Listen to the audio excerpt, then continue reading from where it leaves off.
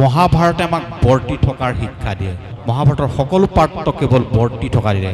এই পৃথিৱীত আমি কেনেকৈ বৰ্তি থাকিব পাৰোঁ তাৰ শিক্ষা মহাভাৰতৰ মাজত আছে। কেনেকৈ কৰ্মৰ যোগেদি কৰ্মক নিষ্কৰ্মলৈ পৰ্যবেক্ষিত কৰি এক উচ্চস্তৰীয় জীৱনৰ সোৱাদ ল'ব পাৰোঁ, এই শিক্ষা আমাক গীতাই দিলে। গীতাই কৰ্ম, জ্ঞান, ভক্তি এই তিনিটা বিষয়ৰ ওপৰত কৈছে। আৰু মহাপুৰুষজনাই জ্ঞান, কৰ্ম, ভক্তিৰ পৰাই 4 বস্তু আনিছে: গুৰু, দেও, নাম, ভকত। জ্ঞান 2টা ভাগত ভগ কৰিছে: সাধ্য জ্ঞান, সাধক জ্ঞান। গুৰুৱে দিয়া জ্ঞান আৰু প্ৰাপ্তিৰ যোগেদি ঈশ প্ৰাপ্তিৰ জ্ঞান। ঈশ প্ৰাপ্তিৰ জ্ঞানৰ যোগেদি ভগৱানক পোৱা যায়। আৰু গুৰুৱে দিয়াটো জ্ঞানটো হ'ল সাধক জ্ঞান, ইটো সাধ্য জ্ঞান। যাত্ৰা পথ আৰু গৈ পোৱাৰ প্ৰাপ্তি, এই দুটাক দুভাগ কৰি গুৰু আৰু দেৱ কৈছে। এই 4 বস্তু একত্ৰিত কৰিছে অসমীয়া জনজীৱনৰ মাজত। উচ্চস্তৰীয় কৰ্মক কৰি কেনেকৈ বিশ্ব মানৱক এক ভাতৃত্বৰ বোধেৰে বান্ধিব পাৰি তাৰ অমূল্য শিক্ষা প্ৰদান কৰিছে গীতাই। আৰু মৃত্যুক কেনেকৈ মহামৃত্যুলৈ পৰ্যবেক্ষিত কৰিব পাৰি, মৰণ ধৰ্ম মানুহে কেনেকৈ মৃত্যুঞ্জয় যাত্ৰা সম্পন্ন কৰিব পাৰি, এই শিক্ষা দিছে শ্ৰীমদ ভাগৱত পুৰাণে। এই 4টা বস্তু ইয়াৰ মাজত একত্ৰিত হৈছে, সেইকাৰণে ইয়াক কোৱা হয় গ্ৰন্থৰ সাৰ। দ্বিতীয়তে কোৱা হয় ই ভগৱানৰ স্বৰূপ। আপোনালোকে 10ম স্কন্ধত আৰম্ভ কৰোঁতে পাইছিল, যেতিয়া প্ৰভুৱে কংসৰ কাৰাগাৰত প্ৰভু যেতিয়া আৱিৰ্ভাৱ হ'ল, ভগৱান অহাৰ লগে লগে মায়া নিবৃত্তি হৈ বসুদেৱ আৰু দৈৱকীয়ে ভগৱানক স্তুতি কৰিছে। সেই মুহূৰ্তত কিন্তু কংসৰ ভয় নাই। স্তুতি কৰোঁতে স্বতঃস্ফূৰ্তভাৱে দৈৱকীয়ে কৈছে, তং সাক্ষাৎ বিষ্ণুৰ আধ্যাত্মদীপ, তুমি সাক্ষাৎ বিষ্ণুৰ আধ্যাত্ম প্ৰদীপ। আৰু যেতিয়া ভাগৱত 65ত শুকদেৱে যেতিয়া ইয়াত 65ত যেতিয়া প্ৰণাম কৰিছে ভাগৱতক, আধ্যাত্ম দীপমতীতি শতাংত মুণ্ডং সংসাৰীণাং কৰুণয়াহ পুৰাণ গুজ্জম তং ব্যাস সূনুং মুপজামি গুৰুং মুনিনাম। শুকদেৱক প্ৰণাম কৰিছে। তং সাক্ষাৎ আধ্যাত্ম দীপমতীতি শতাংত মুণ্ডম। শ্ৰীমদ ভাগৱত পুৰাণ হ'ল আধ্যাত্ম প্ৰদীপ, অজ্ঞানতাক নাশ কৰি পৰম সত্যক উদ্ভাসিত কৰা আধ্যাত্ম প্ৰদীপ। কি কাৰণে কৈছে? সংসাৰীণাং কৰুণয়াহ পুৰাণ গুজ্জম, কেৱল সংসাৰীসকলৰ বাবে, সংসাৰীসকলৰ পৰিত্ৰাণৰ বাবেই কৃপা কৰি শুকদেৱে ইয়াক বৰ্ণনা কৰিছে। অৰ্থাৎ ভাগৱত আৰু ভগৱান অভিন্ন। ইয়াৰ প্ৰতিটো পংক্তিৰ মাজত ভগৱান মূৰ্তৰূপে প্ৰকাশিত হৈছে। 10মৰ প্ৰায়বিলাক অধ্যায়ৰ মাজতে কৃষ্ণ বস্তু নিষ্পন্ন হৈ আছে। য'তেই চাব, বেণুগীতত চাওক, কংসৰ কাৰাগাৰত চাওক, এইপিনে গজেন্দ্ৰ উপাখ্যানত চাওক, প্ৰতিটো স্থানত ভগৱান মূৰ্তৰূপে ইয়াত পৰিণত হৈছে। সেইকাৰণে কোৱা হয় ই হ'ল গ্ৰন্থৰ সাৰ, ই হ'ল ভগৱানৰ স্বৰূপ। সেইকাৰণে ভগৱান আৰু ভাগৱত কেতিয়াও অভিন্ন নহয়। য'তেই ভাগৱত ত'তেই ভগৱান, য'তেই ভগৱান ত'তেই ভাগৱত। ই গ্ৰন্থ নহয়, ই সাক্ষাৎ ভগৱানৰ প্ৰতিমূৰ্তি। আৰু ইয়াত সেইকাৰণে প্ৰথমতে ভাগৱত পাঠৰ প্ৰথমতে আপোনালোকে পাইছিল মূৰ্তি চৰণত, 1ম 2য় স্কন্ধে চৰণ দুটই বুলি যিটো আৰম্ভ কৰিছিল। 12 অংশে পৰম ব্ৰহ্মৰ 12 অংশকে প্ৰতিভাত কৰি সম্পূৰ্ণৰূপে ইয়াৰ প্ৰতিটো পংক্তিৰ মাজত যে তেখেত মূৰ্তৰূপে প্ৰতিভাত হৈ আছে, এই কথা সগৌৰৱে স্বীকাৰ কৰি গৈছে। ইয়াত আছে জীৱনৰ ব্যৱহাৰ। আমি বহু ধৰণৰ কথাই কওঁ, অপ্ৰয়াস মন্তব্য কাৰণে সমাজ জীৱনক কেতিয়াবা অস্থিৰ কৰি তোলোঁ, কিন্তু আমি জীৱন সম্পৰ্কে কিমান দায়বদ্ধ বা কিমান সচেষ্ট। আমি জীৱন জীৱন বুলি যাক কৈ থাকোঁ, জন্মৰ পৰা মৃত্যুৰ পৰিব্যাপ্তি যদি জীৱন হয়, সেই জীৱনটো কাছৰো আছে, অন্যান্য জীৱ জন্তুৰ আছে, আমাতকৈ দীঘল জীৱন আছে। তেওঁলোকৰ জীৱনবিলাক দীঘল আছিল, সেইবিলাক জীৱনে বেছিদিনীয়া। ভাৰতীয় পৰম্পৰাত এটা কথা কৈছে, জীৱন বছৰৰ দৈৰ্ঘ্যৰে দীৰ্ঘায়িত নহয় বা তাক জুকিব পৰা নাযায়। জীয়াই থকা দিনকেইটাক কলাত্মক ৰসাত্মক ৰূপে আৰ্হি আদৰ্শৰ সোপান ৰূপে প্ৰতিষ্ঠিত কৰি যাব পৰাটোহে জীৱন। ই বছৰ কিমান বছৰ মই জীয়াই থাকিলোঁ ডাঙৰ কথা নহয়, মই জীৱনকালত মোৰ জীৱনে আন 10জনক অনুপ্ৰাণিত কৰিব পৰাকৈ কিবা এটা কৰি গ'লোঁ নাই, যদি গ'লোঁ সেইটোহে জীৱন। এই ভাগৱতে আমাক সমগ্ৰ জীৱনৰ ব্যৱহাৰ শিকায়। আমাৰ জীৱনৰ কেইবাটাও পৰ্যায় আছে, ব্যৱহাৰিক জীৱন, এটা সামাজিক জীৱন, এটা পাৰিবাৰিক জীৱন আৰু এটা একাকী জীৱন, যিটোক লৈ মই উত্তৰণ ঘটাম। ব্যৱহাৰিক জীৱনত আমি পৰিশ্ৰম কৰিবলৈ শিকিব লাগিব। অপ্ৰয়াসে ধন আহৰণৰ প্ৰৱণতা ঈশ্বৰ প্ৰাপ্তিৰ অন্তৰায়। অসৎ উপায়েৰে ধন ঘটা, সেই ধন ঘটি পাপ ক্ষয়ৰ বাবে কিঞ্চিত অংশ ভগৱানৰ কামত অৰ্পণ কৰা, এই দুয়োটাই পাপ কথা। যিটো কাম আমাৰ যথোপযুক্ত পৰিশ্ৰমৰ যোগেদি নিৰ্ণীত হৈছে, সেইটোহে আমাৰ প্ৰকৃত পাৰিশ্ৰমিক। এতিয়া আমি আমাৰ সামগ্ৰিক জীৱনত পৰিশ্ৰম কৰিবলৈ শিকিব লাগে। পৰিশ্ৰমৰ যোগেদি সঞ্চয় হোৱা অৰ্থ বা দ্ৰব্যই তাৰ দশাংশ সমাজ জীৱনৰ উত্তৰণৰ বাবে দান কৰিব লাগে। এই যিটো পৰিশীলিত জীৱন, এই ব্যৱহাৰিক জীৱন যাত্ৰাত আমি এইকেইটা কথাক যদি লৈ নচলোঁ, তেতিয়াহ'লে সেই জীৱনৰ কেতিয়াও মূল্য হ'ব নোৱাৰে। এক কথা হ'ল, আমি পৰিশ্ৰম কৰিবলৈ শিকিব লাগে। পৰিশ্ৰমৰো ভাগ আছে, অসৎ পৰিশ্ৰমৰ কোনো মূল্য নাই। সৎ পৰিশ্ৰমে আমি অৰ্জন কৰিবলৈ শিকিব লাগে। অৰ্জিত সম্পদৰ দশাংশ সৎ কামত ব্যয় কৰিব লাগে। আৰু এনেদৰে সৎ কামত ব্যয় কৰি কৰা ভোগে কেতিয়াও আমাৰ অপকাৰ নকৰে।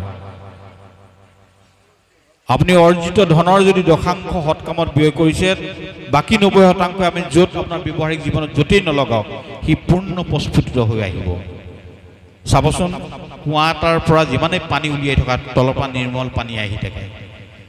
কিন্তু যেতিয়া বহুদিন ব্যৱহাৰ কৰি নকৰাকৈ পেলাই থোৱা হয়, সেই কুঁৱাটো কোনো ব্যৱহাৰ নকৰে। অৰ্থাৎ আমাৰ কেইবাটাও পৰিক্ৰমাই দি আমাৰ জীৱনলৈ ধন সম্পদ ঐশ্বৰ্য বিভূতি আহে।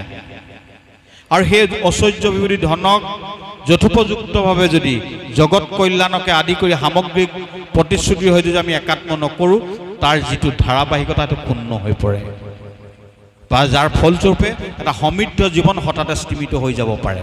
সেইকাৰণে জীৱনত সৎ পৰিশ্ৰম কৰিব লাগিব। অৰ্থাৎ ব্যৱহাৰিক জীৱনত আমি পাৰিশ্ৰমিক হ'ব লাগিব, পাৰিশ্ৰমৰ যথাৰ্থ মূল্য আৰু বিনিয়োগ ঘটাব পাৰিব লাগিব।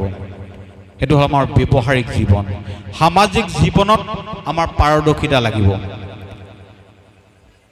আজি চাব, সমাজত বা এটা ক্লাছৰুমত সেইকেইজনহে স্বীকাৰ কৰা হয় যিকেইজনৰ কোনো নহয় কোনো এটা ক্ষেত্ৰত দক্ষতা আছে।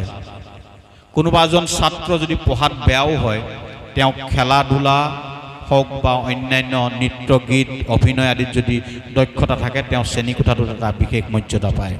অৰ্থাৎ সমাজ জীৱনে অপাৰদৰ্শী ব্যক্তিক কেতিয়াও মনত নাৰাখে। এইটো সমাজক দুখ দি লাভ নহ'ব। এইটো সমাজক কেতিয়াও দুখ দি লাভ নাই। সেইকাৰণে জীৱনত আমি পাৰদৰ্শী হ'বলৈ শিকিব লাগে।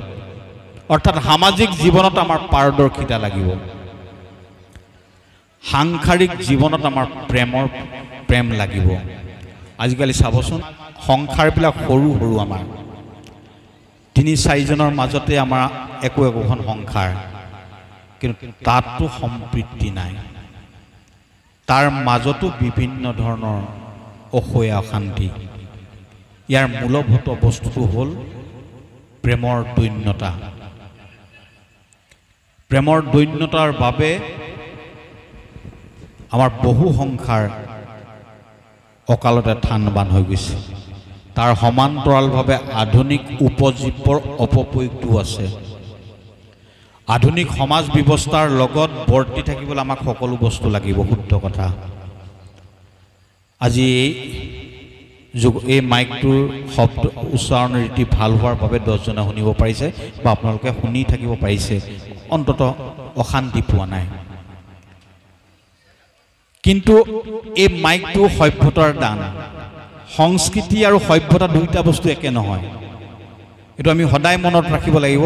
মাইকটো মুখ্য নহয়, মুখ্য হ'ল আমাৰ ভাগৱত সংস্কৃতি।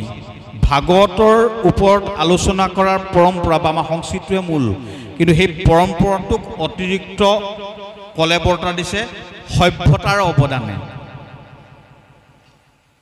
এই মাইকটো নোহোৱালৈও কথা ক'ব পৰা হ'লহেঁতেন, অকণমান মই জোৰ ডাঙৰকৈ ক'ব লাগিলহেঁতেন, আপোনালোকে শুনাত অকণমান কষ্ট হ'লহেঁতেন।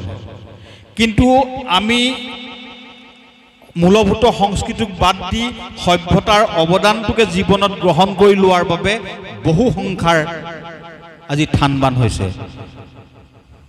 জাতীয় জীৱনৰ কথা, জাতীয় জীৱনৰ ঊৰ্ধত কেতিয়াও নোকোৱাকৈ থাকিব নোৱাৰে বা জাতীয় জীৱনৰ ঊৰ্ধত যাব নোৱাৰে। আজি তাৰিখত ইণ্টাৰনেট ব্যৱস্থাটোৱে হওক বা মোবাইলৰ অতি উচ্চস্তৰীয় সংস্কৰণৰ বাবে হওক বহু সাংসাৰিক জীৱনত ব্যাঘাত জন্মিছে। এইটো বাস্তৱ সত্য। চাবচোন,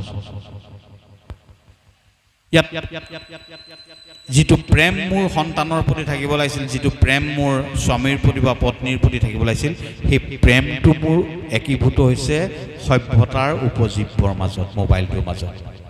যাৰ ফলস্বৰূপে আধুনিক উপজীৱক অত্যাধিক আদৰি লোৱাৰ বাবে আমাৰ সমাজ ব্যৱস্থাৰ মাজত এটা প্ৰভাৱ পৰিছে। কেতিয়াবা ৰাস্তা দি গৈ থাকোঁতে চাবচোন, ল'ৰা এটা যদি দেখে সি একান্ত মানে মোবাইলটো হৈ গৈছে, সি ক'ব নোৱাৰে কোনফালে গৈছে। এই প্ৰাণৰ বাবেও সংশয়জনক। এই যিটো একনিষ্ঠতা, এইটো অতি দুৰ্ভাগ্যজনক। কিন্তু সেই ল'ৰাটোক একাকী জীৱনৰ পৰা যদি আমি উলিয়াই আনিব পাৰোঁ, মাক দেউতাকে যদি যত্নপৰ হৈ এই সামাজিক শৃংখলাৰ মাজত যদি বান্ধিব পাৰোঁ, সি ইয়াৰ মাজতো ক্ৰমান্বয়ে উশাহ ল'ব পাৰিব, ক্ৰমান্বয়ে এই সমাজখনকো আপোন বুলি ভাবিব পাৰিব। আৰু সেইকাৰণে মূলভূত বিষয়টো হ'ল এক প্ৰেমৰ দোলেৰে সকলোকে বান্ধি ৰখাৰ এটা চেষ্টা কৰিব লাগে। প্ৰেমহীন পৃথিৱীখন বন্ধ্যা, প্ৰেমহীন সমাজখন বন্ধ্যা, প্ৰেমহীন সংসাৰখন বন্ধ্যা, প্ৰেমহীন জীৱন যাত্ৰা বন্ধ্যা। সেইকাৰণে সাংসাৰিক জীৱনত আমি প্ৰেমৰ সৈতে একীভূত হ'বলৈ শিকিব, অৰ্থাৎ সাংসাৰিক জীৱনত আমাক প্ৰেম লাগিব, ভাল পোৱা লাগিব, সহমৰ্মিতা লাগিব। আৰু 4 নম্বৰ কথাটো হ'ল ব্যক্তিগত জীৱন। মোৰ যিটো উত্তৰিত জীৱন বুলি ভাবিছোঁ বা মোৰ আৰু 20 বছৰৰ পিছত যিটো জীৱনৰ ভাৰ লৈ মই গতি যাত্ৰা কৰিব লাগিব, সেইটো জীৱনত পবিত্ৰতা লাগিব। মই কোৱাৰ কথা মাজত মোৰ সংগতি থাকিব লাগিব। কায়িক, বাৰ্ষিক, মানসিক, এই তিনিওটা পবিত্ৰতা লাগিব। মোৰ কথাৰ মাজত পবিত্ৰতা থাকিব লাগিব, মোৰ বাহ্যিক আভৰণৰ মাজত পবিত্ৰতা থাকিব লাগিব, আৰু মোৰ মানসিক চিন্তা চেতনাৰ মাজত পবিত্ৰতা থাকিব লাগিব। অৰ্থাৎ সেই পবিত্ৰতাহে মোক পৰলৌকিক জীৱন প্ৰদান কৰিব। এই যি পবিত্ৰতা, সেই পবিত্ৰতাৰ বিষয়ে মই জানিম আৰু পৰম ব্ৰহ্মই জানিব। তৃতীয় কোনো শক্তি নাই ইয়াক জনাৰ ভিতৰত। এইটো হ'ল শ্ৰীমদ ভাগৱত পুৰাণৰ মূল শিক্ষা। ই হ'ল গ্ৰন্থৰ সাৰ, জীৱনৰ ব্যৱহাৰ, ভগৱানৰ স্বৰূপ। এই 3টা কথা ক'লোঁ। গৃহস্থী জীৱনৰ 7টা সূত্ৰ ইয়াৰ মাজত একনিষ্ঠ হৈ আছে। প্ৰথম কথাটো হ'ল সংযম। প্ৰথম সংযমৰ পৰকাষ্ঠা আমি দেখা পালোঁ দ্ৰৌপদীৰ যোগেদি প্ৰথম স্কন্ধত। কেনেধৰণে দ্ৰৌপদীয়ে পঞ্চপুত্ৰৰ শোকত বিফল হৈ থকাৰ অৱস্থাটো ভাৰতীয় সভ্যতা সংস্কৃতিৰ এগৰাকী মহিয়সী নাৰী হিচাপে গুৰুপুত্ৰৰ প্ৰতি, ব্ৰাহ্মণৰ প্ৰতি তেওঁ পোৱা আঘাত আৰু পুত্ৰ হত্যাৰ পিছত গুৰু মাতাই পাব পৰা আঘাতৰ যিটো সহমৰ্মিতা, এইটোৱে ভাগৱত ধৰ্ম কৰিছে। তাতেই সেই ভাগৱত ধৰ্মৰ যোগেদি তেখেতে সন্তুষ্টি লাভ কৰিব পাৰিছে। দ্বিতীয় কথাটো হ'ল সংযম। কিমান দূৰ সংযম হ'লে আমি জীৱনক এটা উত্তৰিত গতি দিব পাৰোঁ, সেই সামগ্ৰিক কথা শ্ৰীমদ ভাগৱত পুৰাণৰ মাজতে একনিষ্ঠ হৈ আছে। ইয়াৰ মাজত আছে, মই মাত্ৰ গোটেই কথাখিনি মোৰ বিজ্ঞাপন হিচাপে নতুন প্ৰজন্মটোৱে লওক, তাৰপিছত নিজে অৱগ্ৰহণ কৰক। প্ৰথম হ'ল সংযম, দ্বিতীয় কথাটো হ'ল সন্তুষ্টি। সন্তুষ্টিৰ ক্ষেত্ৰত মই ক'বলৈ পাহৰি গ'লোঁ, বহলাই নকওঁ। যেতিয়া মহাপ্ৰভু যাবলৈ ওলাইছে, তেতিয়া কুন্তীয়ে যেতিয়া প্ৰশ্ন প্ৰাৰ্থনা কৰিছে, সেই প্ৰাৰ্থনাত অতি স্পষ্টভাৱে কৈছে যে মোক সকলোৱে অনাথ বুলি কয়। মোৰ জন্ম হৈছিল সুৰসেনৰ বংশত, নাম আছিল তেতিয়া পৃথা। কুন্তীৰ প্ৰথম নাম আছিল পৃথা। কোনো এক মুহূৰ্তত প্ৰতিশ্ৰুতিবদ্ধ হৈ থকা মোৰ দেউতাই মোক দান দিলে, মোৰ নাম পালোঁ কুন্তী। কুন্তী ভোজৰ মোক সমৰ্পণ কৰিলে, নাম পালোঁ কুন্তী। তাৰপিছত মই বিবাহ হ'ল পাণ্ডুৰ লগত। পাণ্ডু, যাৰ লগত কেতিয়াও প্ৰতিগমন কৰিব নোৱাৰি, যিজন পূৰ্বেই বেমাৰগ্ৰস্ত। আৰু তাৰপিছত কোনো এক একাকী মুহূৰ্তত সেই পাণ্ডুৱেও এই পৃথিৱীৰ পৰা গুচি গ'ল। পাণ্ডু গুচি যোৱাৰ পিছত আমি দুগৰাকী পত্নীৰ এগৰাকী সতী যাব লাগিছিল। মই সতী যাবলৈ বিচাৰিছিলোঁ, মাতৃক 5টা সন্তান গতাই থৈ যাব বিচাৰিছিলোঁ। তেতিয়া সেই মুহূৰ্তত মাতৃয়ে কান্দি কান্দি ক'লে যে মোৰ সন্তান দুটা আপোনাৰে দান। মোৰ নিজস্ব প্ৰচেষ্টাই মই সন্তান লাভ কৰা নাই, মই আপোনাৰে দান। কিন্তু তথাপিতো মই ভাবোঁ এই দুটা মোৰ সন্তান, সেই 3টা আপোনাৰ সন্তান। অৰ্থাৎ আপোন পৰ ভাৱ এবেগলৈ হ'লেও মোৰ অন্তৰত আছে। আৰু 5টা পুত্ৰই কিন্তু আপোনাক একান্তৰূপে মাতৃ বুলি ভাবে। গতিকে মই এই পঞ্চপুত্ৰক জীৱনৰ উত্তৰিত শিক্ষা দিব নোৱাৰিম শুদ্ধভাৱে, সেইবাবে মই সতি যাওঁ, আপুনি 5টা সন্তানৰ দায়িত্ব লওক। ভাবি চাওক, এগৰাকী বিধৱা মাতৃয়ে কোনো এক মুহূৰ্তত কৰা সিদ্ধান্তৰ বাবে আজি আমি এই স্থানত ভাগৱত কথাক পাতিব পাৰিছোঁ যুধিষ্ঠিৰৰ যোগেদি। সেই যি কৈছে সকলোৱে মোক অনাথ বুলি কয়, কিন্তু মই কুন্তীয়ে কৈছে যে মই সদায় নাথযুক্ত, কিয়নো মই প্ৰতিটো ক্ষণত মই তোমাক স্মৰণ কৰি আছোঁ, তুমি মোৰ কাষত আছা। গতিকে সদায় তুমি আছা, তুমি মোৰ নাথ হিচাপে আছা।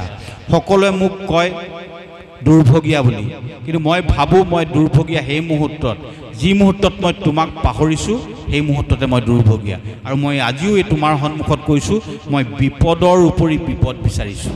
যুধিষ্ঠিৰৰ ৰাজমাতা হিচাপে মই অকণ্টকা ভাৰতৰ ৰাজমহিষী হ'ম, এই সস্বপ্ন মোৰ নাই।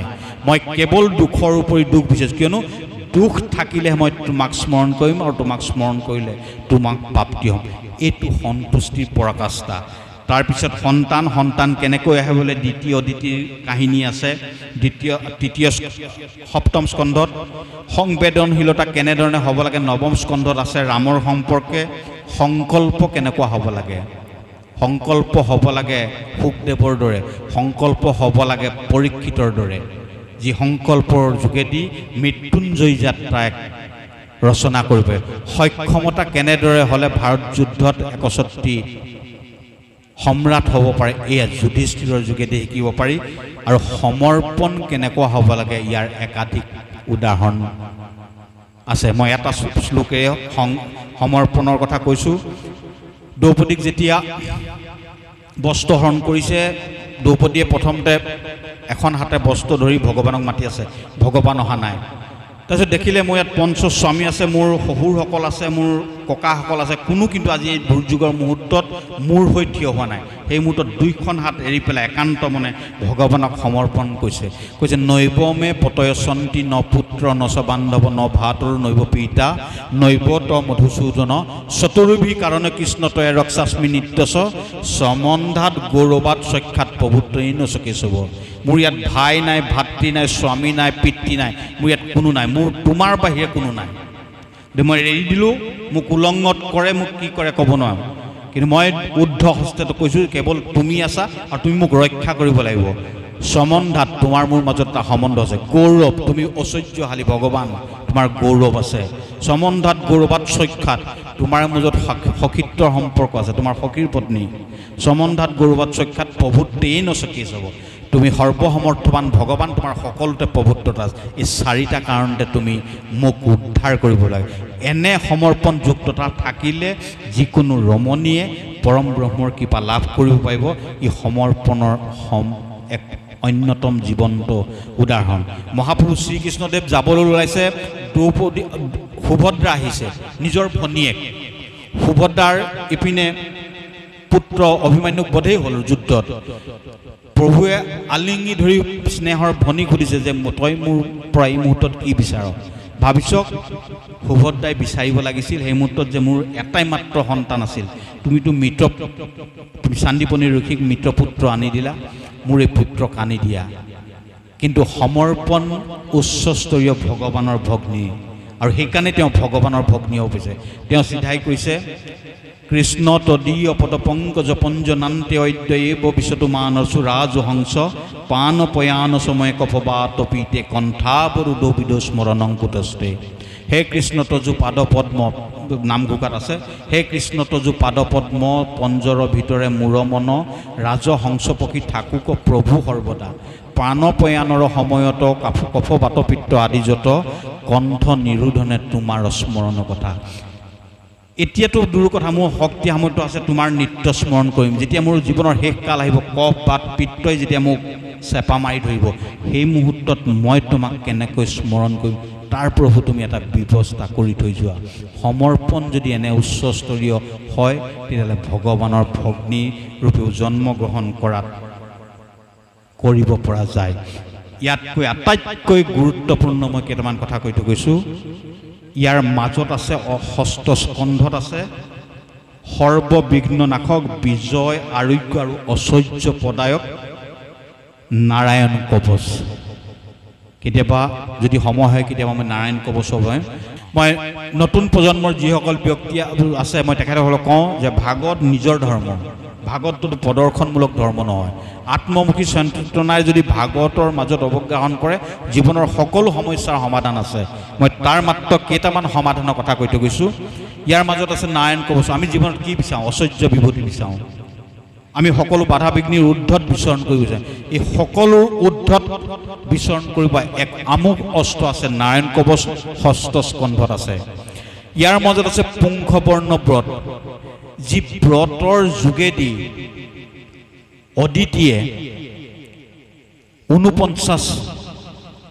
49জন মৰুদগণক জন্ম দিছিল, যি আমাৰ সকলোৰে প্ৰাণবায়ু হিচাপে আজিও আমাক বৰ্তাই ৰাখিছে। পুংখবৰ্ণ ব্ৰত আছে, ই সৰ্বকামনা পূৰক। ই আছে ষষ্ঠ স্কন্ধতে আছে। ই সৰ্বকাম পূৰণকাৰক পুংখবৰ্ণ ব্ৰত আছে। ইয়াৰ মাজত আছে দুৰ্ভাগ্য নাশক, ঋণ মুক্তি আৰু শত্ৰুৰ পৰা মুক্তি প্ৰদায়ক গজেন্দ্ৰ স্তৱন। ই আছে অষ্টম স্কন্ধত। কেতিয়াবা পঢ়িব গজেন্দ্ৰ স্তৱন, কেনেধৰণে গ্ৰাসগ্ৰস্ত হোৱাৰ পিছতো গজেন্দ্ৰই মুক্তি লাভ কৰিলে। আৰু প্ৰভু ভগৱানে গজেন্দ্ৰ স্তৱৰ শেষত কৈছে, যি ভক্তিভাৱে ইয়াক এই স্তৱ পাঠ কৰিব, সি অনায়াসে সকলো বিপদ বিঘ্নিৰ পৰা মুক্তি হ'ব। আমাৰ জীৱনৰ সাংসাৰিক জীৱনক সমৃদ্ধ কৰিব পৰা সকলো কথা ইয়াৰ মাজত আছে। তাৰপিছত অভীষ্ট সন্তান প্ৰদায়ক ইয়াত পয়ুব্ৰতৰ কথা আছে। দ্বিতীয় কশ্যপৰ যোগেদি যেনেকৈ যেতিয়া বলিয়ে সমগ্ৰ দেৱগণক স্বৰ্গচ্যুত কৰিলে, সেই মুহূৰ্তত দেৱমাতা দ্বিতীয়ে স্বামীক কৈছে যে মোৰ পুত্ৰসকলক পুনৰ প্ৰতিষ্ঠা কৰিব পৰাকৈ বলিক পৰাক্পুত কৰিব পৰা এটি সন্তান মোক লাগে। এতিয়া কৈছে যে পৰম বৈষ্ণৱ বলি ব্ৰাহ্মণ আৰু বৈষ্ণৱসকলৰ দ্বাৰা ৰক্ষিত, গতিকে বলিক পৰাভূত কৰিব পৰা কোনো শক্তি এই মুহূৰ্তত নাই। কিন্তু তথাপি যদি তুমি অসাধ্য সাধন কৰা, যদি পয়ুব্ৰত কৰা, এই পয়ুব্ৰতৰ যোগে যি পুত্ৰ জন্ম হ'ব, সেই পুত্ৰই তোমাৰ অগ্ৰজ ইন্দ্ৰৰ পুনৰ স্বৰ্গপ্ৰাপ্তিৰ সহায়ক হ'ব। আৰু সেই পয়ুব্ৰত ব্ৰত ধাৰণ কৰিয়ে দ্বিতীয়ে বামন ভগৱানক জন্ম দিছে। অৰ্থাৎ মনোমত পুত্ৰ লাভৰ অভীষ্ট সোপানৰূপে শ্ৰীমদ ভাগৱতৰ অষ্টম স্কন্ধত পয়ুব্ৰতৰ কথা আছে। ইয়াৰ উপৰিও আছে পেটত্ব বিমুক্তি প্ৰদায়ক, সকলো আমি ধুন্দুকাৰীৰ কথা জানো। আৰু জীৱনৰ সমৃদ্ধ ভক্তি মাৰ্গক সমৃদ্ধ কৰিব পৰা ভক্তি জ্ঞান বৈৰাগ্য, ভক্তিৰ দুই পুত্ৰ জ্ঞান বৈৰাগ্যক উজ্জীৱিত কৰিবৰ বাবে চতুষ্চনকে কৰা ভাগৱতৰ কথা আছে।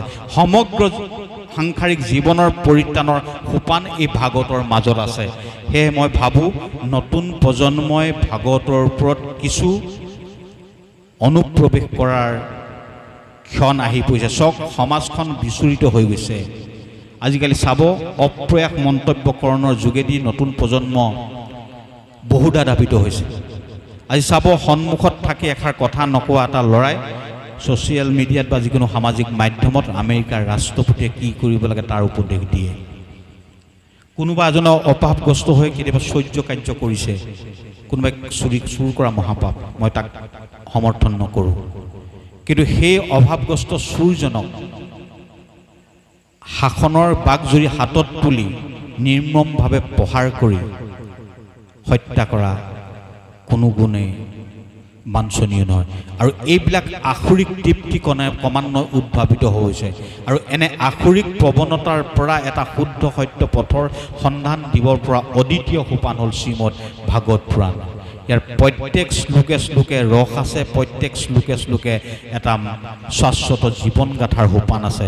মই ভাবোঁ নতুন প্ৰজন্মই ভাগৱতক নতুন দৃষ্টিকোণেৰে আদৰি ল'লে আমাৰ সমাজ ব্যৱস্থা, আমাৰ সামগ্ৰিক ৰাষ্ট্ৰীয় ব্যৱস্থা উজ্জীৱিত হ'ব। এনে শুভকামনাৰে জ্ঞাত অজ্ঞাত দুই চাৰিটা কথাৰেই মোৰ ওপৰত ন্যস্ত কৰা দায়িত্ব সমাপন কৰিছোঁ। ইতিমধ্যে দশমৰ মধ্যম ভাগত উপস্থিত হৈছে, বাললীলা সম্পন্ন হৈছে। এই মহাপ্ৰভুৱে এই বাললীলা তিনিটা ৰূপতে কৰিছে।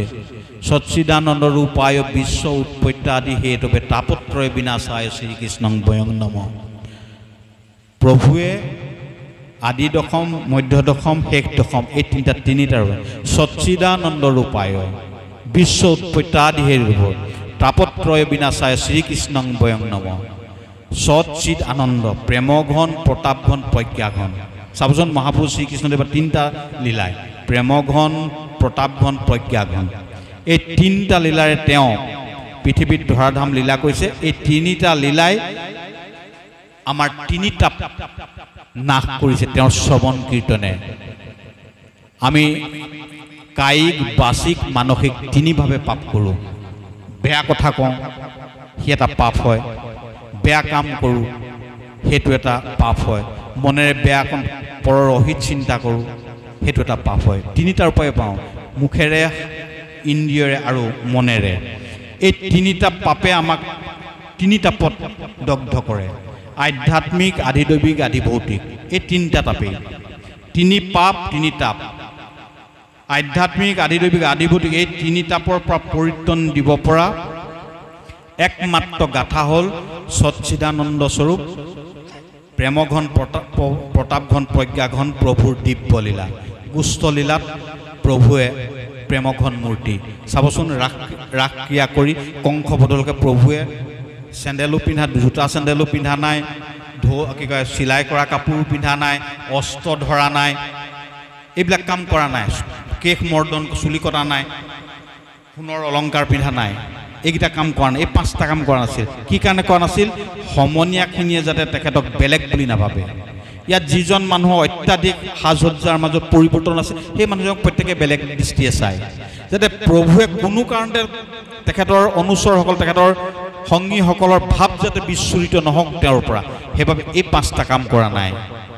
কেৱল প্ৰেমৰ মধুৰ মূৰ্তিৰূপে তেখেতে কৰ্ম সম্পাদন কৰিছে। তাৰপিছত কংস বধ কৰাৰ পিছতে প্ৰভুৱে শিক্ষা গ্ৰহণৰ কাৰণে চান্দিপনী আশ্ৰমলৈ গৈ 64 দিনত 64 কলা শিকি তাৰপিছত মথুৰালৈ প্ৰত্যাগমন কৰিছে। তাত কংসবধৰ পিছত জৰাসন্ধৰ অত্যাচাৰৰ বাবে প্ৰভুৱে তাত নাথাকি কেৱল মাত্ৰ যুদ্ধৰ যোগেদি পদাতিক বা অন্যান্য সৈন্যক্ষয় ৰোধ কৰিবৰ বাবে দ্বাৰকালৈ গুচি গৈছে। দ্বাৰকাৰ পৰা তেওঁ প্ৰতাপঘন, শৌৰ্য বীৰ্যশালী। দ্বাৰকাৰ পৰা তেওঁ দুষ্টক দমন কৰিছে। দুষ্টক দমন কৰি ৰাজ্য প্ৰতিষ্ঠা কৰি এজন প্ৰতাপী দিব্য যাদৱ ৰূপে তেখেত প্ৰতিভাত হৈছে। তাৰপিছত গৈ গৈ গৈ গৈ মহাভাৰতৰ যুদ্ধৰ প্ৰাৰম্ভত অৰ্জুনৰ ৰথৰ সাৰথী ৰূপে গীতা জ্ঞান প্ৰদান কৰাৰ পৰা জীৱনৰ শেষ খণ্ডত অস্বস্থ বৃক্ষ তলত উদ্ধৱ মৈত্ৰীয় বিদ্ৰোহক প্ৰমুখ্য কৰি দি যোৱা পৰমাৰ্থিক জ্ঞানৰলৈকে তেওঁ জ্ঞান মূৰ্তি প্ৰজ্ঞাঘন ৰূপে প্ৰতিভাত হৈছে। এনে ভাওনাত চাওঁতে সদায় সেইধৰণে চাব বোলে কোনজন কৃষ্ণৰ ৰাসলীলাৰ আগৰ কৃষ্ণজন তেখেতক মুৰুলী প্ৰেমৰ মূৰ্তি হিচাপে চাব। ৰাসলীলা অকিবকে দ্বাৰকা প্ৰতিষ্ঠা কৰি মহাভাৰতৰ যুদ্ধৰ প্ৰাকখনৰ যিজন কৃষ্ণ সেইজনক সহ্য বীৰ্যশালী হিচাপে চাব আৰু কৃষ্ণৰ ৰথৰ সাৰথিত্ব গ্ৰহণৰ পৰা তেখেতক জ্ঞানময় মূৰ্তি হিচাপে চাব। এই তিনিভাতে ত্ৰিভাত হোৱা কৃষ্ণই আমাৰ সকলোৰে উত্তৰিত জীৱনক সমৃদ্ধ কৰক। এনে শুভকামনাৰে মোৰ চমু এই ভাগৱতৰ ওপৰত আলোকপাত সামৰণি হৈছোঁ।